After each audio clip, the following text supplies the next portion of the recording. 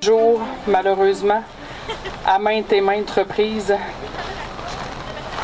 Merci beaucoup d'avoir bravé le froid.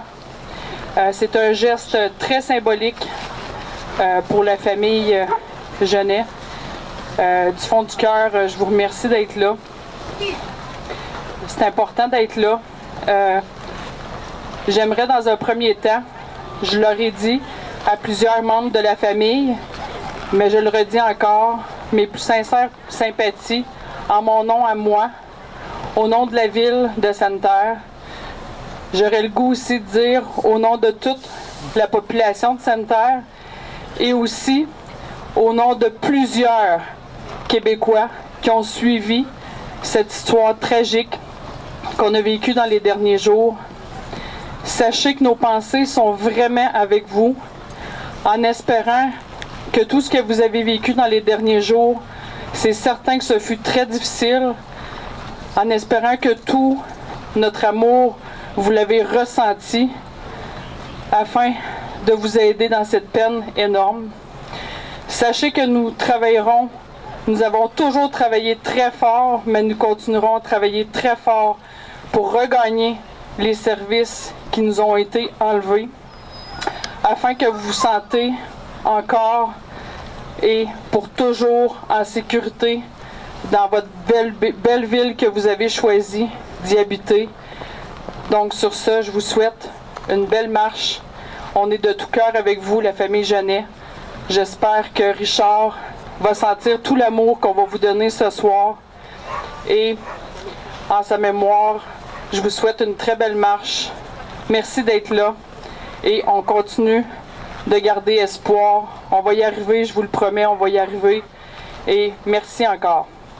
Bonne marche.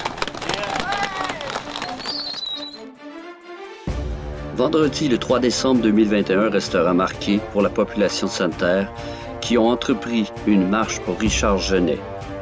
Ce dernier est décédé dans la nuit du 30 novembre à la suite de complications cardiaques. Son histoire a fait le tour du pays. Le service d'urgence est fermé le soir comme la nuit à la suite du plan de contingence que le CI3S de l'Abitibi-Témiscamingue a présenté au gouvernement du Québec. Malgré le froid, plus de 300 personnes ont marché pour rendre hommage à la première victime du plan de contingence du CISAT. Bien que Mme Caroline Roy, PDG de l'organisme, ait fait mention qu'une enquête du coroner n'était pas nécessaire, il y aura tout de même une enquête. Les partis d'opposition au gouvernement en place, la famille et la ville de Sainte-Terre ont mis une forte pression pour que cette enquête se fasse.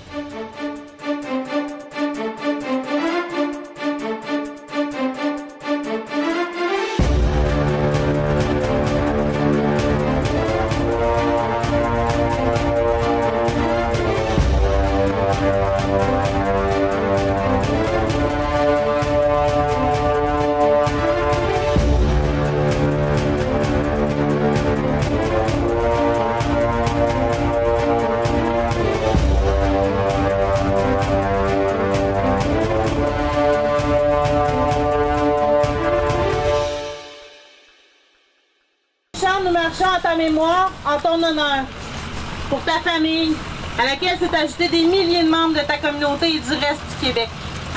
Nous marchons pour que tu ne sois pas parti en vain, pour que ton décès fasse bouger les choses. Nous bravons le froid et la noirceur, tout comme tu as bravé l'attente et la crainte pendant cette tournée funeste de centre hospitalier. Nous combattons ensemble pour dénoncer ces mesures administratives qui t'ont arraché à tes proches dans la force de l'âge. Ce soir, nous te faisons la promesse d'être aux côtés de ta famille, de les appuyer jusqu'au bout et de ne pas les laisser tomber. On va prendre un moment de silence.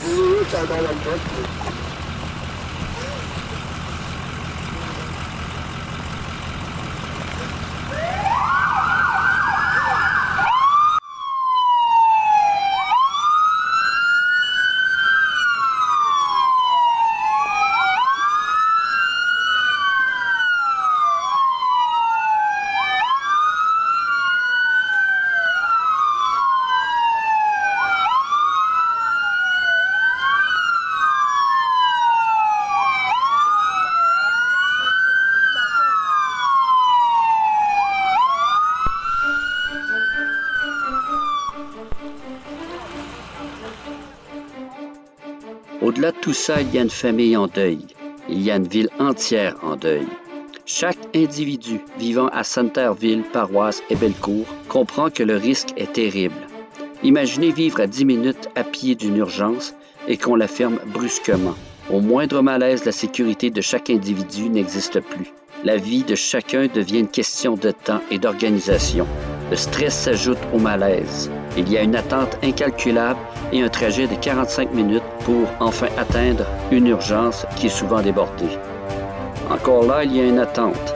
Ainsi, la rencontre des médecins qui aurait pu se faire en quelques minutes se transforme en heures. Et cela simplement pour poser un diagnostic sommaire de la situation de santé. Ce vendredi soir, c'est une marche dans les larmes auquel ont participé les gens de la place. Ni colère ni reproche, c'est un rassemblement de solidarité envers la famille de Richard Genet. C'est devant chez lui qu'on a pris 1 minute de silence et y déposé des objets afin de lui rendre hommage.